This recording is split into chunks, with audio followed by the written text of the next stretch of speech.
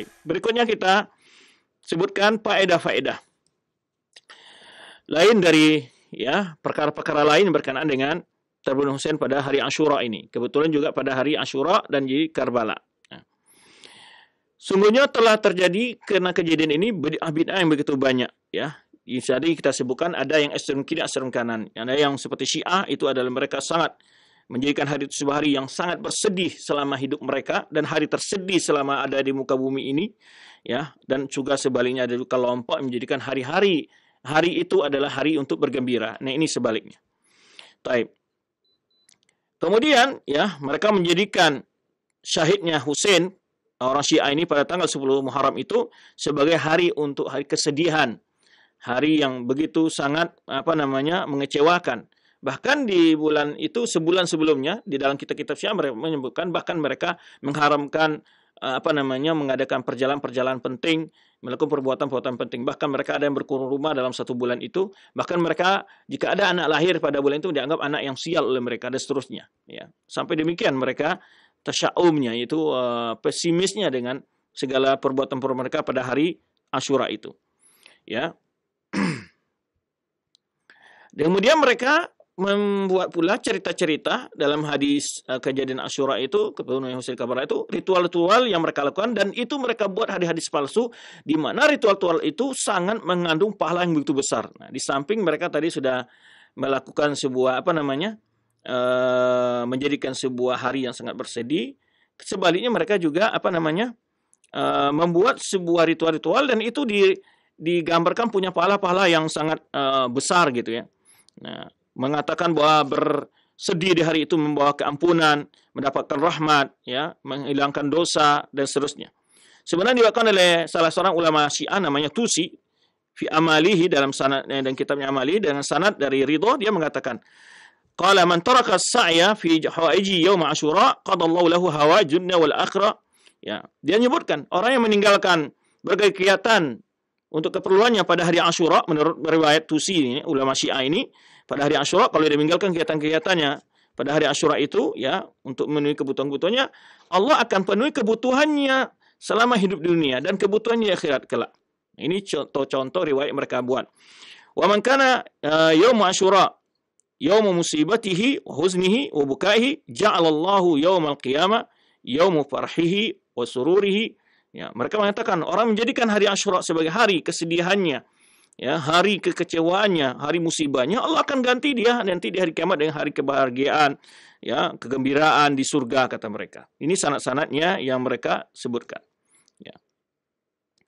Kemudian contoh-contoh ini, ya, cerita-cerita palsu yang mereka buat yang mereka demi untuk mengagungkan hari Asyura yang berlebihan. Juga disebutkan oleh mereka riwayat palsu mereka di Ja'far bin Muhammad mengatakan man dama'an ainuhu dama'atan lidami sufika lana dia menyebutkan orang yang meneteskan air mata,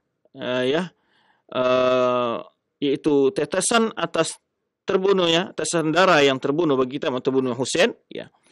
Aqdahu arada intahaka lana li ahadin min syi'atiha bawa Allah Ta'ala biha fil jannah ahqaba.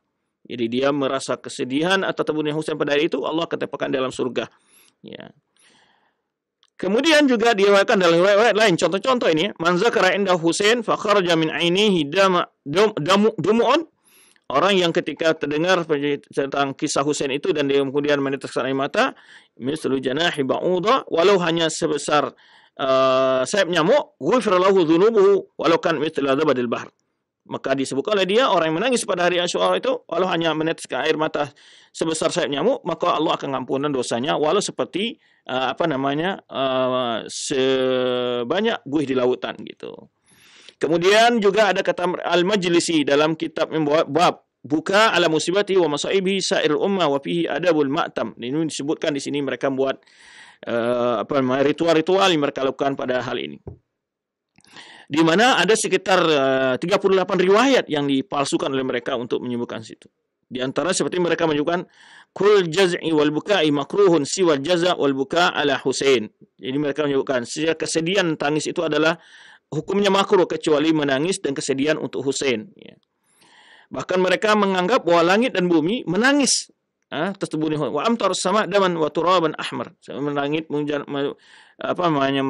hujan darah dan tanah pun menjadi merah. Dan banyak sekali sebenarnya kalau kita cerita-cerita dalam kitab Usul Kafi seperti Kulaini, ya, mereka bertanya tentang apa hukumnya puasa pada hari Asyura. Wa ma yaqulun nas fi, bagaimana pendapat manusia tentang hal itu? Faqala an shaumi yaumin marjana sa'altani, dia menganggap bahwa hari Asyura itu enggak boleh dipuasakan. Itu adalah puasa atas syariatnya Ibnu Marjana. Ibnu Marjana maksudnya Ubaidillah bin Ziyad. Dzalika yaumun shamahu al-ad'iya min ali Ziyad liqatl Husain. Jadi kata mereka itu puasa pada hari itu adalah orang-orang yang dari keluarga Ibnu Ziyad, Ubaidillah bin Ziyad, ketika bersyukur atas terbunuhnya Husain. Jadi mereka mengatakan begitu, walau kalau orang-orang puasa pada hari Asyura dianggap oleh mereka adalah orang yang bersyukur atas terbunuhnya Husain. Oleh sebab itu mereka mengharamkan puasa pada hari Asyura itu.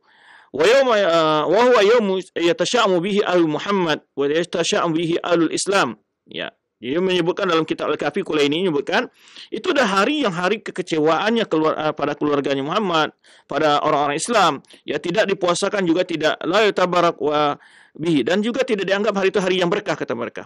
Yaumul Itsnain yaumun nahsin qabadallahu azza wa fihi nabiyuhu wa ma usiba al Muhammad illa fi yaumil Itsnain fatasha'amna bihi wa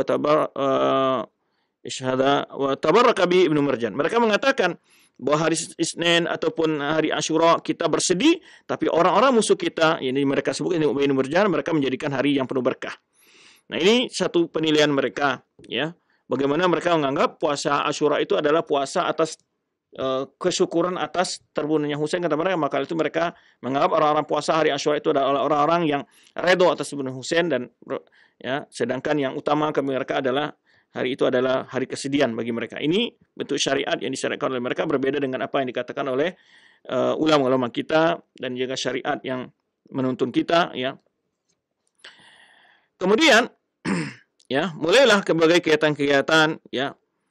Di antaranya pada hari Asyura ini mereka di Karbala merayakan berbagai bentuk ritual-ritual yang sangat mengerikan, ya, dengan menyiksa diri mereka dengan rantai, dengan pedang, dengan apapun, ya, meratap, memukul muka mereka, bahkan sebagian mereka ada yang membawa anjing kemudian diberi nama merek Abu Bakar, nama seperti tulis di situ nama Abu Bakar atau sebut Umar atau Aisyah atau Hafsah. Itu binatang-binatang itu mereka siksa. Itu begitu dendamnya mereka, ya, terhadap para sahabat Nabi tersebut.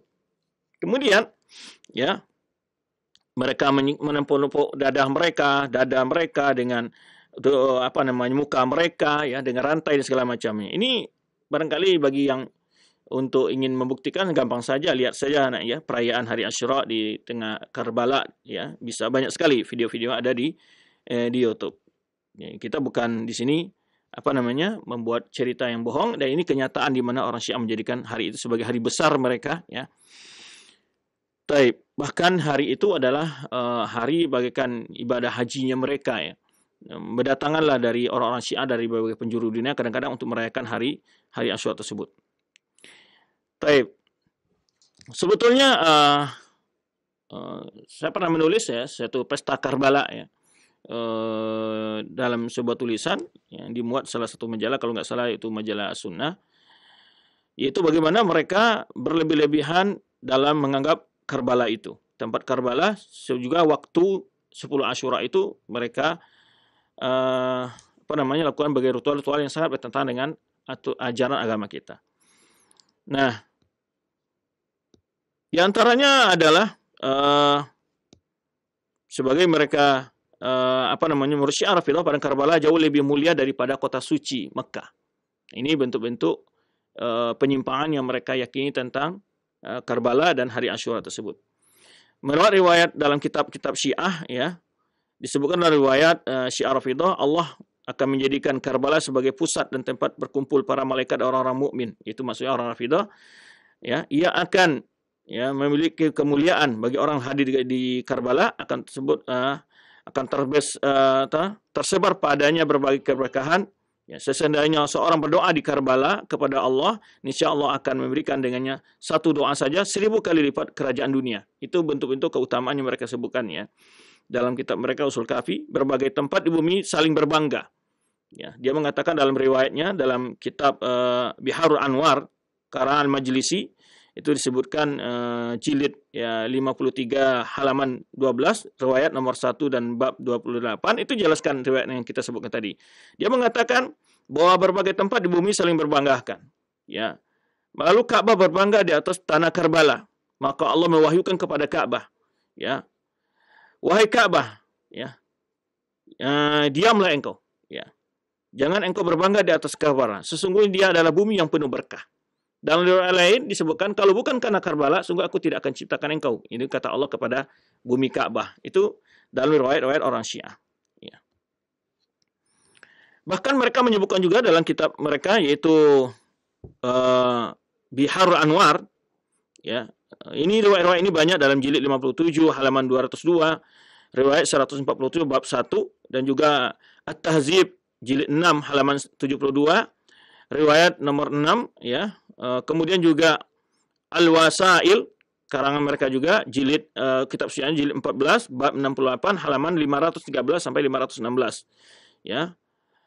Di mana riwayat ini di antara isinya adalah Allah telah menciptakan padang Karbala sebelum menciptakan bumi Ka'bah. Ya. Jadi bumi yang paling pertama diciptakan, kata dia, sebelum Ka'bah itu adalah bumi Karbala selama 24.000 tahun. Ya. Ia Karbala telah suci dan berkah sebelum penciptaan para makhluk. Itu disebutkan dalam kitab mereka, bahwa Karbala itu telah menjadi tanah suci sebelum diciptakan para makhluk. Ia senantiasa demikian sampai Allah jadikan ia sebagai tempat yang paling afdol di muka bumi ini. Bahkan dia salah satu tempat di surga, kata mereka. Nah, ini bentuk-bentuk, ya, riwayat-riwayat bagaimana keyakinan Syiah terhadap Karbala, bumi Karbala, dan juga terhadap ritual-ritual yang mereka lakukan di situ. Tentu ini jelas sangat bohong, ya. Kita lihat bagaimana firman Allah Subhanahu wa taala menjelaskan bahwa rumah Allah yang pertama di muka bumi adalah di Mekah.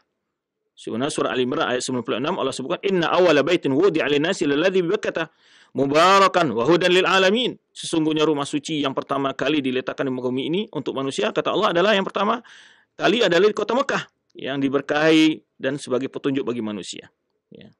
Dalam ini jelas Ka'bah adalah rumah ibadah yang pertama kali dibangun di muka bumi ini, dan ia adalah tempat yang penuh berkah. Ya. Oleh sebab itu Rasulullah SAW menyebutkan bagaimana keutamaan beribadah di Ka'bah. Ya. Rasul menyebutkan salatun fi masjidi hadza afdal min alfi salatin fi ma siwahu illa masjidil haram. Hadis riwayat Imam Bukhari Muslim. Kata Rasulullah SAW, salat di masjidku ini lebih utama 1000 kali lipat dibanding masjid selainnya, kecuali Masjidil Haram. Maka dalam riwayat lain disebutkan bahwa di Masjidil Haram itu pahalanya 100.000, ya, kali lipat. Oleh sebab itu Rasulullah SAW menyebutkan la tusyadu illa salasati masajid, Masjidil Haram wa Masjidil Rasul SAW, Masjidil Hadza wa Masjidil Aqsa.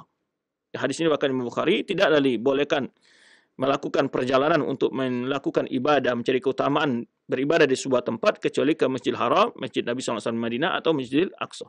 Nah, sementara orang-orang Rafidhah, orang Syiah Rafidhah mengatakan, ya, bahwa Karbala adalah salah satu tanah suci, bahkan lebih suci dari kota Mekah. Nah, jadi sebetulnya perbedaan antara agama Syiah Rafidhah dengan agama Islam itu sangat banyak sekali, ya, ajaran-ajaran yang mereka miliki. Tapi di antaranya kita cuplikan saja bagaimana pandangan mereka tentang kejadian di Karbala ini.